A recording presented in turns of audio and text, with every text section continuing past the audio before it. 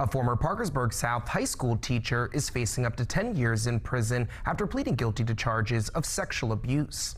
Dwain Sponseller entered an Alford plea to 2 counts of sexual abuse in the first degree yesterday in the Wood County Circuit Court, according to the clerk of Judge J.D. Bean.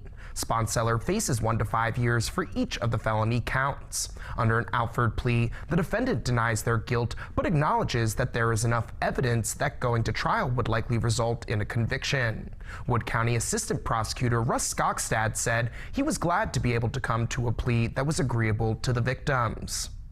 The victims were all consulted or on board, and the investigating officer was, so I don't have to put people through the uncertainty of a trial.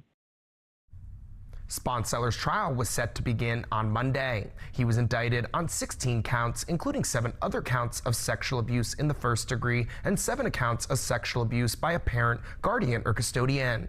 He was suspended without pay from his position at Parkersburg South High School shortly after he was charged in 2024.